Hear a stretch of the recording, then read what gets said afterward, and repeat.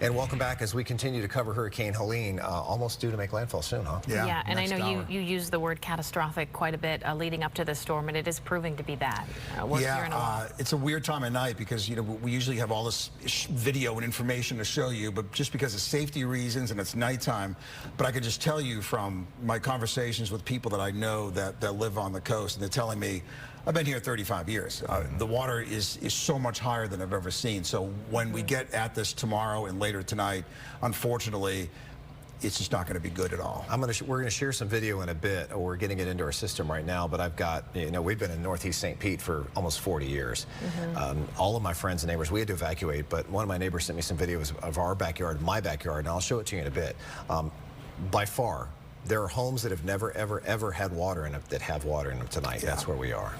Yeah, and it's a story up and down the entire West Coast. This isn't localized in Pinellas County. This is all up and down the West Coast. And, you know, water's tough because water always wins, and water finds places to go that you never think the water's going to go. So, Paul, I think the big question for folks who are watching tonight is how much longer? Well, in most areas, the tide is still not high. The storm's moving away, so that helps a little bit, but the winds are still south and southwest, so it's tough to expect water to leave when the winds are blowing south and southwest at 50 miles an hour. Maybe holding steady, maybe not rising as fast as they were a few hours ago, but the water takes a while to get in and it takes a while to get out. It's not a quick fix, unfortunately. Can we see the radar? You want to check where it is in terms of landfall? Well, we'll show you a lot. We'll show you more flooding. Great. This is, you know, we show our Hudson Beach cam. I mean, this is just a parking lot that I've never seen water here. And we're looking down, and I'm trying to look at what that. I mean, is that home? I can't tell if that's homes on the left. I think it is. So this is really a scene that's being repeated for mile after mile after mile. We're not talking pockets, or we're not using the word pockets or localized. There's no localized flooding here. This is widespread flooding. Every place that was in that had the risk of flooding with a 10 to 12 foot storm surge is flooding.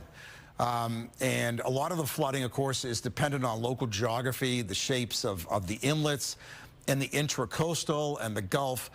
But pretty much this storm surge forecast, if anything, around Tampa Bay may have been a little bit too low. I mean, I'm sure there were spots around Tampa Bay that were higher than 8 feet. That's live. Hudson Beach Cam, which usually shows a great view out over the Gulf and the Bay, is certainly not showing that right now. The well-defined eye is just about making landfall, and you can see at home now. This is really easy to get a sense that the eye will stay a little bit to the east of Tallahassee.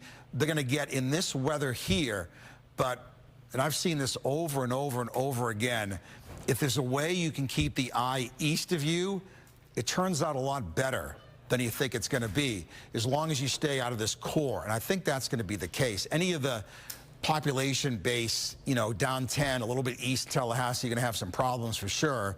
But as far as getting into the eye wall or the eye passing over Tallahassee, that's not going to happen. Rough weather up in Gainesville, rough weather in Ocala, and then along I-10, Lake City, and then getting into Valdosta and Macon and eventually Atlanta will have some issues.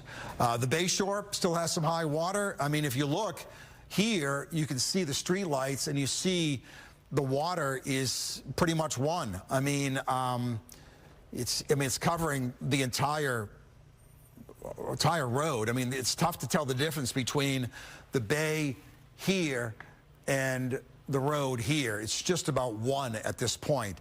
Here are the numbers. Cat 4 moving northeast at 24 miles an hour.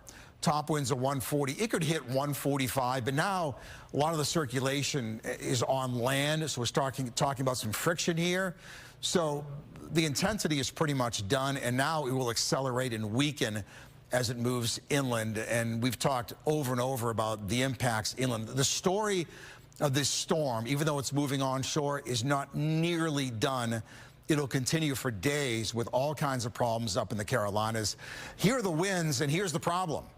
south, southwest, south, and water doesn't leave our west coast with southwest winds at 37, gusting to 55, and then south at 38, gust to 58, and then 30, gust to 58. So the water does not leave our west coast with these kinds of winds, even though the hurricane is moving away. We'll zoom in on this. Here are the numbers, but certainly not much wind inland. Quick look at radar. If a couple of more bands of showers go by for a time, but this is not the story. The only story here is if one or two of these spin up a tornado. Rain here is not the story at all. It's what's happening north of us, and of course the flooding is the problem as well. So tomorrow the weather improves. We'll see sunshine, a better chance of showers over the weekend. We'll talk more about that as the night goes along. Back to you. All right, Paul, thanks so much.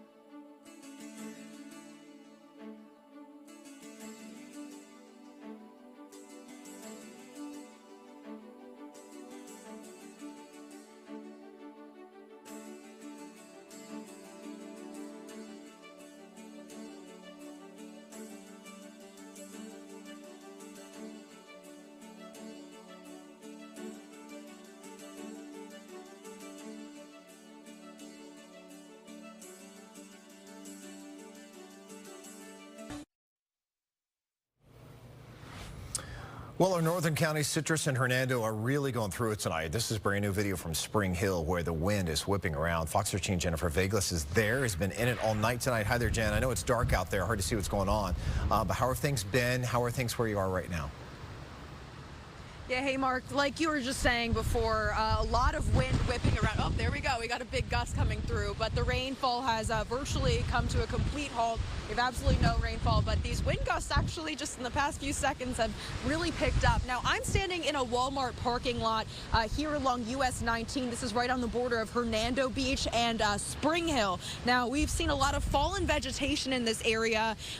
You can see over here we've got a branch all the way down, and this parking lot has kind of served as a staging area for a lot of folks looking to move their vehicles to higher ground, more inland. So we've got some vacant vehicles here as well as campers where people are definitely camping out. Now, earlier this evening, we were in the Hernando Beach area, the Gulf Coast Estates to be exact, speaking with a resident who was hunkering down.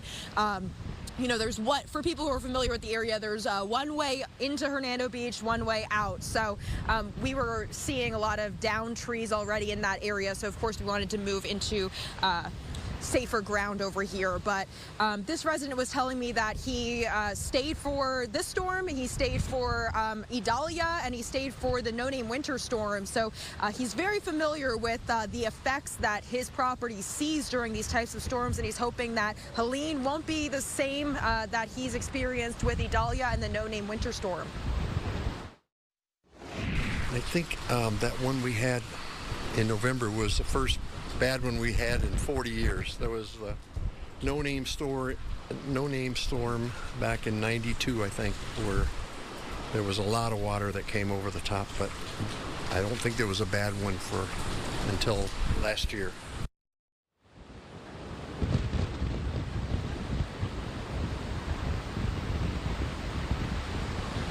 And guys, in this parking lot, we've seen the street lights kind of flicker on and off, and we've also kind of heard some louder booms. It's a transmission blowing just down the street over here. So definitely still feeling the effects of Helene, even a little bit more inland here in Hernando County. Now, even though the storm is kind of passing through the area, heading up towards the Big Bend area, and we might be seeing less rainfall, that does not mean the roads are safe at this time. Officials urge you to stay sheltered in place where you are right here with our friends in Hernando and Citrus County. We'll be out here for the rest of this evening, so stay tuned in the next hour. Back to you. We've got a couple more hours, Jen, of these winds, much less potentially some rising water where you are. So everybody should absolutely stay put. Good advice. We'll check in back with you soon. Thanks. All right, let's take another look at that radar as Helene is making its way, getting closer and closer to landfall.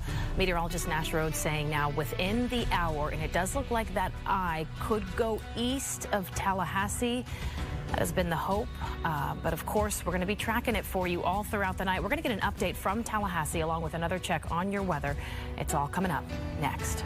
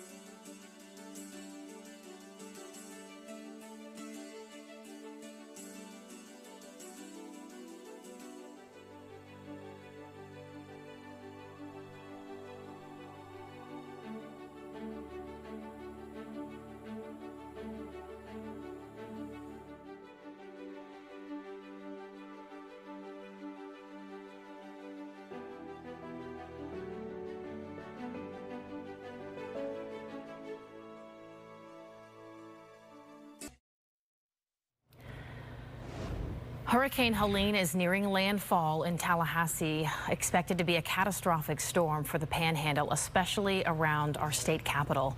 And that is where we find Fox's Connor Hansen. Connor, I know that you have been out there for most of the evening and earlier this afternoon. How have conditions changed, and what are you seeing out there? Allie, right now I'm seeing the heaviest rain we've seen all day today as we get those bands, those outer bands of the hurricane. We're expecting Helene to make landfall in about an hour or so, originally predicted around 11. I'm sure you experienced this earlier tonight with the bands coming in first, kind of a preview of what we might see in a little bit. Helene out in the Gulf right now with wind speeds up to 130 miles per hour, and they're expecting a deadly storm surge of up to 20 feet. Basically, if people haven't left this area, officials are telling them to find somewhere safe and hunker down until this storm passes. It could be the strongest hurricane the state capital has ever seen in a direct hit. We prepare. We've put everything away, brought in supplies, and we're ready to watch it happen. Florida's west coast at a standstill as Hurricane Helene barrels through the Gulf. The storm has been forecasted to hit the Big Bend region with winds of up to 130 miles an hour. Flash flooding and life-threatening 20-foot storm surge will likely cause significant damage. Once we start to get the real nasty conditions, don't at that point go on the roadways. That is very hazardous. If you are sheltering at home, be cognizant of what trees are around you. The storm has already left hundreds of thousands without power, and officials warn turning the lights back on could take time, depending on the severity of the damage. We're expecting a catastrophic storm. Ahead of the storm, President Biden issued a message urging people to take warnings seriously. He and the vice president were briefed by FEMA on the storm's potential impact, and the president says his administration is ready to help if needed. We have search and rescue teams, medical teams, power restoration teams, generators, water, food on the ground and ready to support families throughout the coming days. And after hitting Florida, Helene expected to continue into the southeast. Georgia and the Carolinas will feel the effects of FEMA warning of widespread flash flooding throughout those. All right, Connor Hansen, looks like we're having a little trouble with his shot there as that storm makes its way closer and closer to landfall. We're going to continue to check in with him and others throughout the night, but we're going to take a short break for now, and we'll be right back.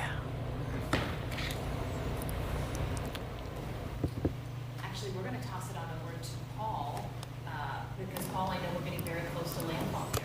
We are. Let's show you the satellite radar. This landfall point is going to happen in the next half hour to 45 minutes as the storm continues to accelerate. We're getting some confidence that the worst weather is going to slide just a little bit to the east of Tallahassee, but you can see when you see the end of the word Tallahassee on your TV set that the west or northwestern side of the eye wall is really close.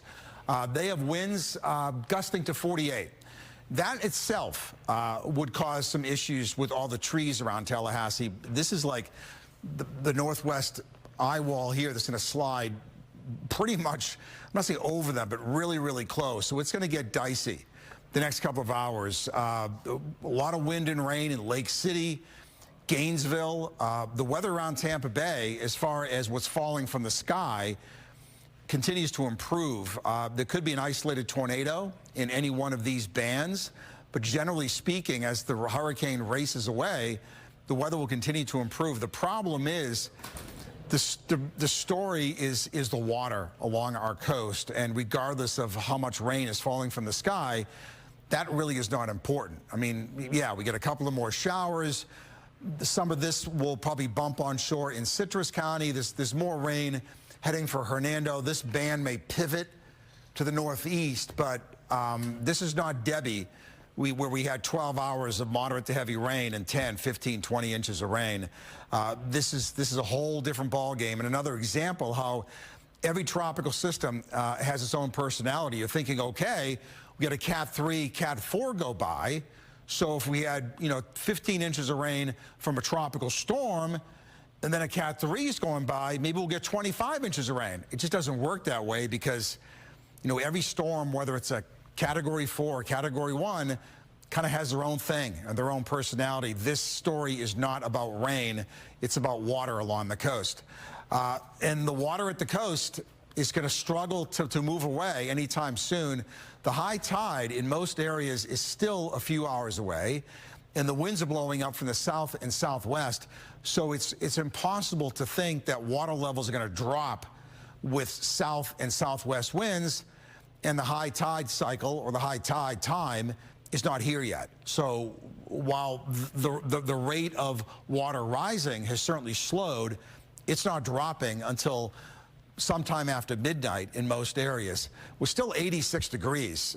We are in an atmosphere now, I think it's 86 degrees in Tampa with no sun, dark, and it's 10:37. We are in an atmosphere that's holding about, this is pure Caribbean tropical air that's over us with an 86.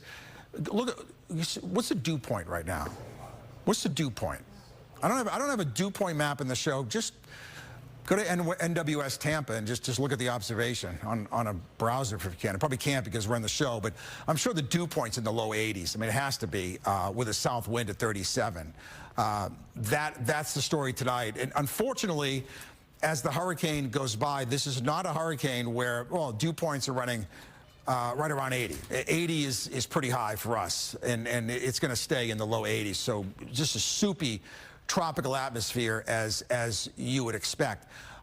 Here's the latest on Helene. The 10 o'clock is the late position advisory. Now 65 miles west-northwest of Cedar Key. Landfall is going to happen in the next hour. The weather will continues to deteriorate in the Panhandle. And then, now I want to explain something. This is not going to be a Cat 2. It is the way that our computer, unfortunately, puts a point just based on kind of past data. It's tough to explain, but the storm won't be a Cat 2 here probably. It'll be weakening, but it still is going to be a prolific storm. And then finally it will weaken as it moves to the north. It may be weakening to a Cat 2. I mean, it's Cat 4 now, but the bottom line is once the storm moves onshore, the weakening process will accelerate, but it will bring with it a huge swath of very strong winds. So we'll continue to talk about the weather for us improving. We'll talk about our continued high wind, high water. Tomorrow, drier with some sunshine, temps near 90 and scattered showers through the weekend with temps again near 90. And as I was saying, before, we always say a hurricane goes by, cleans out the air, we got blue sky and lower humidity. This is not one of those hurricanes. We'll stay kind of humid right through next week. Back to you. I can feel it tonight, Paul. It's almost blow dryer hair outside air right now going on. Sadly, it's more salt in the wound for us. Yeah, and we've got hours more to go. We're going to stick with you through the whole thing, so hope you can stay with us. We'll be right back.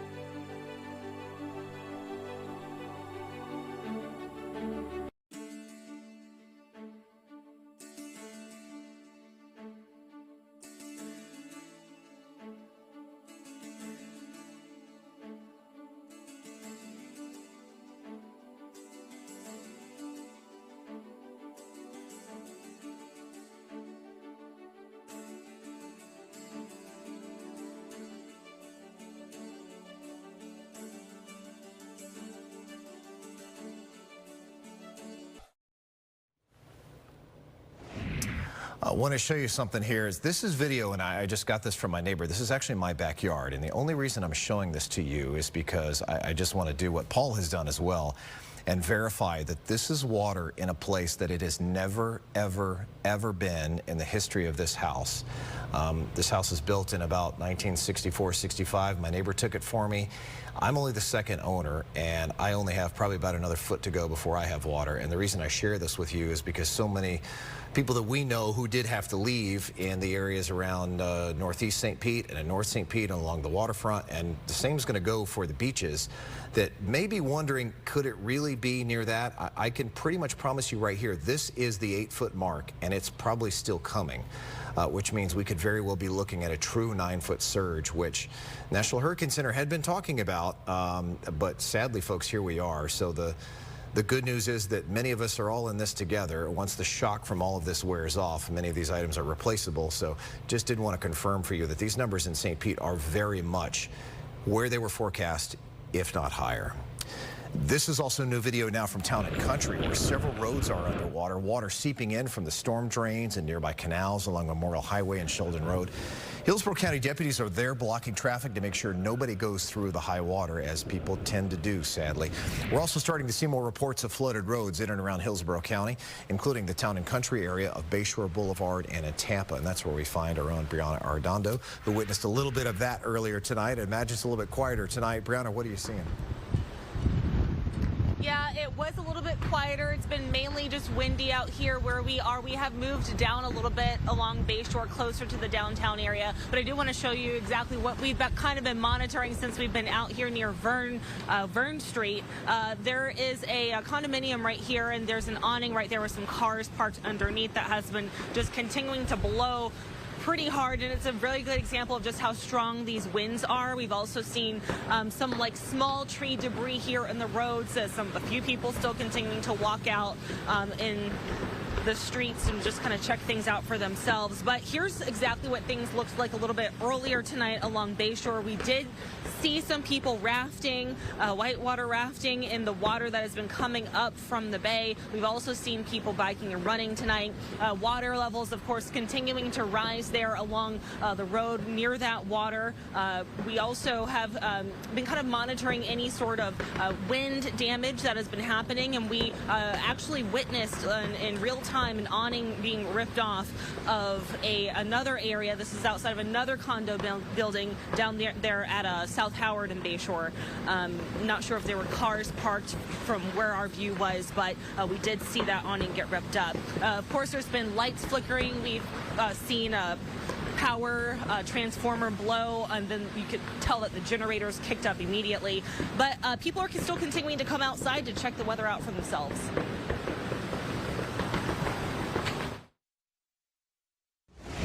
We just wanted to see how crazy it was because it's not raining too hard or anything by where we live, which is weird because it's close.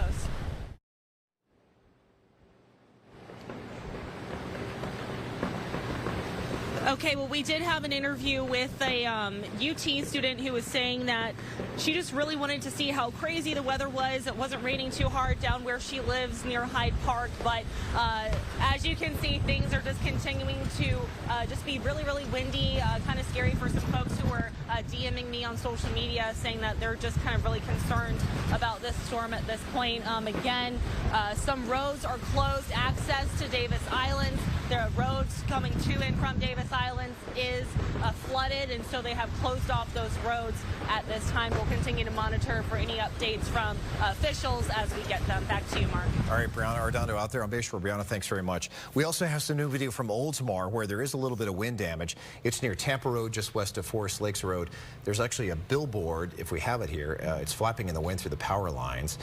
Firefighters told our crews there's not much that they could do with the wind. Do we have it or no? Yes or no? We're trying to get it for you. We're starting to see this. Here you go. Oh, here we are. Yeah, and we are starting to see more and more images like this where we're seeing some roofs come off, because I mean, you think about it, we've had sustained winds now for well over 8, 9, 10 hours, and these sort of things are going to happen. But again, this is in Oldsmar, and you can see there the billboard just kind of ripped off there. And there are still people out on the roads. So. Yeah, and the story at the end of the day from this storm, at least here in the Tampa Bay area, is not going to be that because there's been very little wind damage. That's just kind of one of the few pictures that we have for us tonight. But it's going to be water, and it's going to be a lot of it tomorrow, sadly. Yeah, that storm surge is certainly the story tonight. It is proving to be historic for our area. And our coverage continues. We are going to take a short break right now. Indeed. We'll be right back.